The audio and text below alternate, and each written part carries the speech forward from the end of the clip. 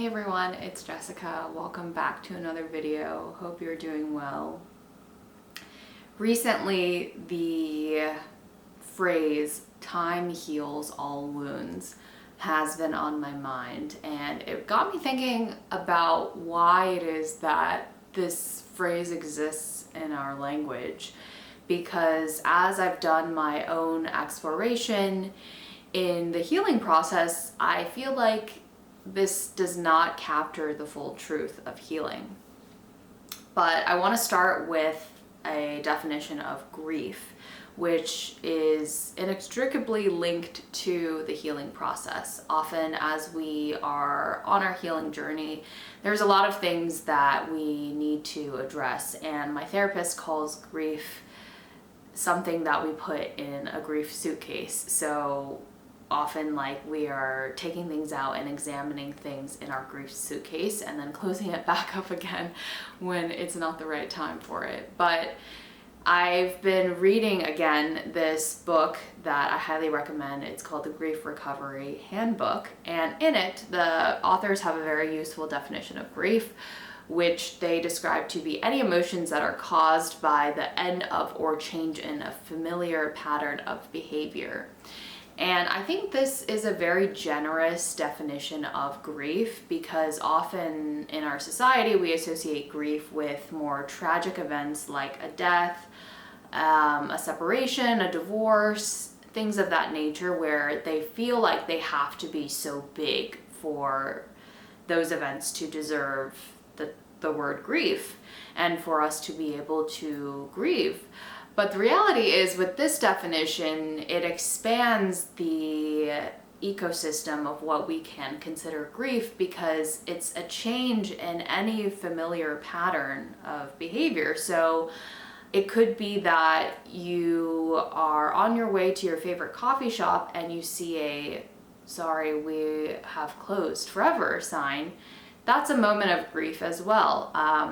Or you want to reach out to a friend, but then you remember they're no longer in your life. And these examples, while smaller in some ways than a death or a divorce or something, still deserve the word grief, because they are a change to something that we are familiar with. And as humans, we cling so tightly to patterns, to what we're used to, and change for us is very challenging. So I wanted to start off with that definition because I think it really helps us put into practice the idea that grief is actually more common than we think and more around us than we think usually.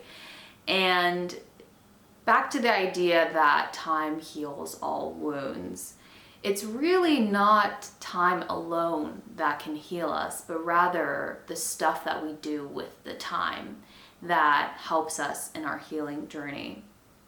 So I think we probably all know people, including ourselves maybe, that have gone through certain events in our childhood that have shaped us to be who we are today, in both negative and positive ways. And I'm sure we all have moments from our past that we still can't really seem to let go of, that still, if someone brings it up, has an impact on us. And I think those are all examples of unresolved grief, because it shows us that despite however much time has passed, we still associate very strongly with those events from the past. So I think that shows that it's not time alone that can help us heal, but what we do with it. And the magic lies in what we do with the time. And this is why it's so important to be an active participant in our own healing journey, because we have to be responsible for the part that we can control. We can't control how long time comes, how long it takes, or we can't control time, like how comes, how it goes. But we can control the second half, which is what we do with that time, right? And the authors in the handbook talk about how there's like some short-term behaviors that can help us alleviate some of the pain from grief, like retail therapy, food, drugs, sex, working a lot, working out a lot, things like that that aren't necessarily the best for long-term solutions. But I think that as long as we are pairing the short-term pain relievers with a long-term solution, I think that that's pretty good. In terms of like longer term solutions, I feel like the things that I've done are like I've incorporated like a meditation morning routine into my daily life, and I feel like that helps like to center myself when especially in moments where I'm not sure how to respond or like how to process my emotions. I feel like having that in place allows me to like get more in touch with my current state of being and just like ask myself like what's going on, like demonstrate to myself some compassionate curiosity about my current state, which I'm still working on that a lot because I can be very self-critical. So it's an ongoing journey for me to express that compassionate curiosity to myself. And I think, like we all have moments where we want to like reach for something, again, like those short-term behaviors.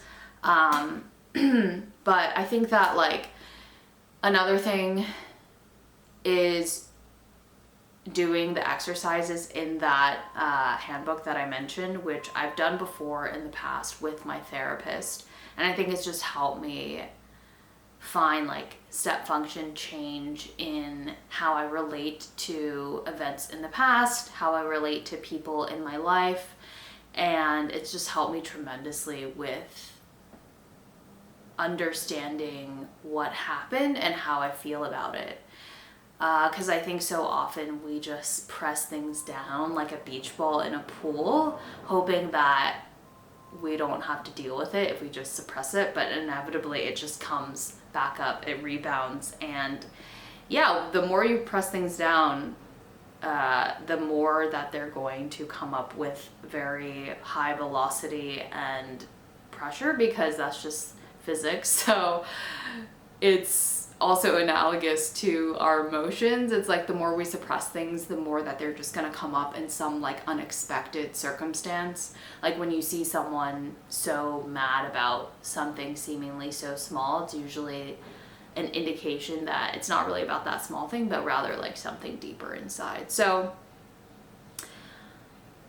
all of that to say that it's not time alone that heals us, but rather what we do with that time that makes the hugest difference in our healing journey.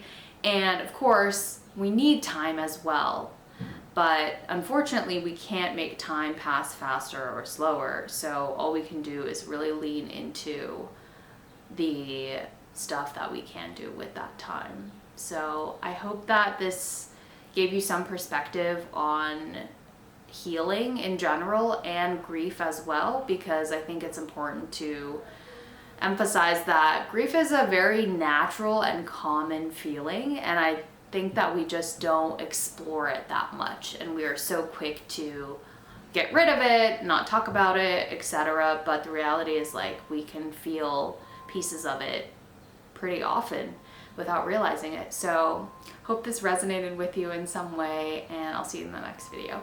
Bye.